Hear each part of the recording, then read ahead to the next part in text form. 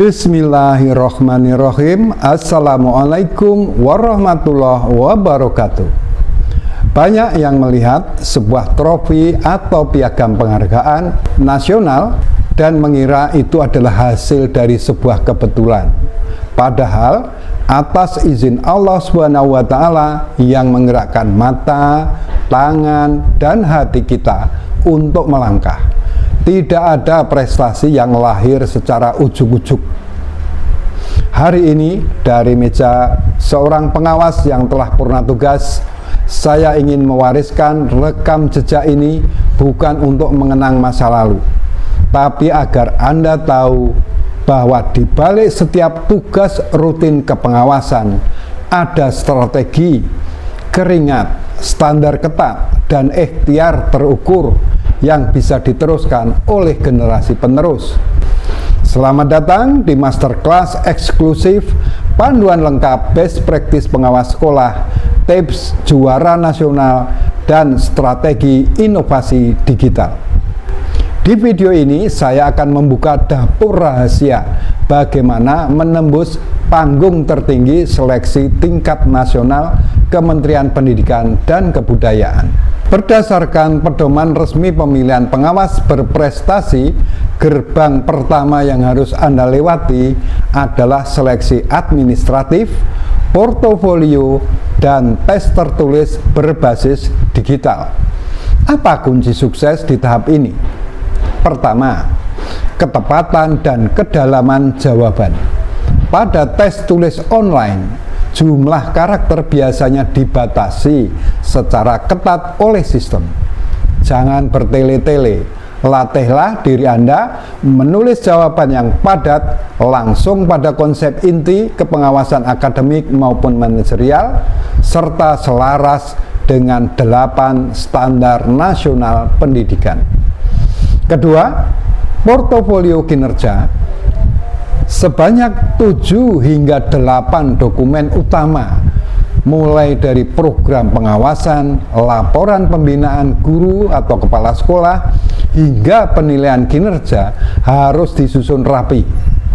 Terapkan kaidah tata tulis ilmiah yang benar.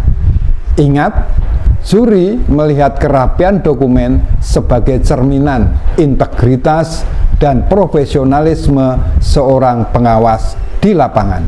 Jantung dari kompetensi ini ada pada karya best practice atau pengalaman terbaik. Banyak pengawas gagal bukan karena programnya jelek, melainkan karena cara penulisannya tidak sesuai sistematika ilmiah.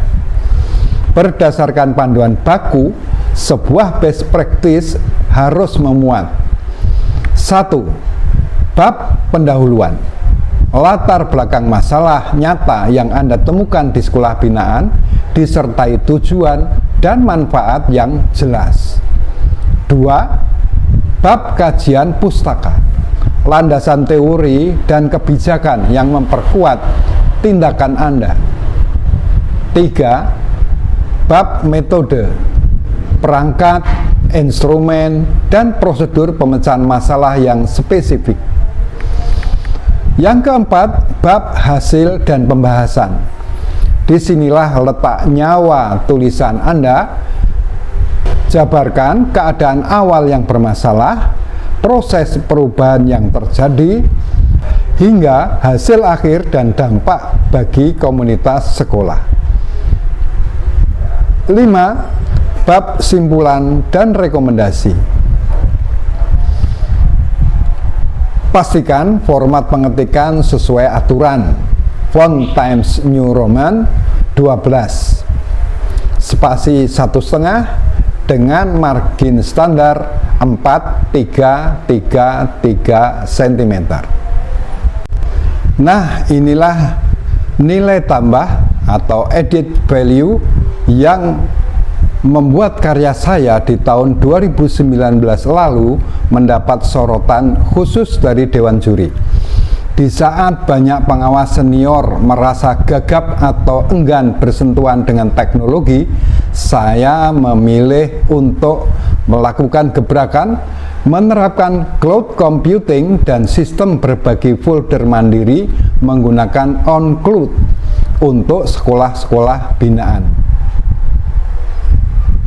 Mengapa ini penting? Tradisi pengawasan konvensional biasanya syarat dengan tumpuan kertas dan keterlambatan laporan. Dengan on-cloud yang saya desain dan implementasikan sendiri, satu, akses dokumen supervisi dari sekolah binaan menjadi real time. Yang kedua, koordinasi dan pembinaan guru serta kepala sekolah menjadi tanpa batas ruang waktu. Ini membuktikan bahwa faktor usia, bahkan di angka 60-an, sama sekali bukan halangan yang menguasai teknologi informasi. Inovasi digital adalah bukti nyata bahwa pengawas harus menjadi agen perubahan abad 21. Ketika Anda lolos ke tingkat nasional, tahap akhir yang menentukan adalah presentasi, wawancara, video profil, dan tes lisan atau table topic. Saat saya berdiri di hadapan Dewan Juri Penilaian Nasional, saya tidak hanya memaparkan slide PowerPoint secara monoton. Saya melakukan demonstrasi sistem secara langsung atau live demo. Bahkan, saya membekali Dewan Juri dengan akun khusus agar mereka bisa langsung masuk atau login dan menjelajahi sendiri sistem on-cloud yang saya bangun. Ketika juri melihat bahwa inovasi Anda bukan sekedar teori di atas kertas, melainkan sistem hidup yang benar-benar fungsional dan dirasakan manfaatnya oleh sekolah binaan, maka saat itulah nilai tertinggi mutlak berada di tangan Anda. Rekan-rekan pengawas dan pendidik generasi penerus yang saya banggakan, menjadi pengawas berprestasi bukan tentang mencari pujian atau piala semata. Ini tentang bagaimana kita meninggalkan warisan atau legacy sistem kerja yang jujur, cerdas, dan berdampak luas bagi kemajuan mutu pendidikan anak bangsa. Semoga apa yang saya bagikan hari ini menjadi amal jariah dan menginspirasi Bapak dan Ibu sekalian untuk terus berkarya melampaui batas rutin. Jangan lupa dukung channel ini dengan like, subscribe, dan bagikan ini ke seluruh forum pengawas dan guru Indonesia. Saya Endarto Adi, terima kasih, salam inovasi, dan sampai jumpa di puncak prestasi berikutnya. Wassalamualaikum warahmatullahi wabarakatuh.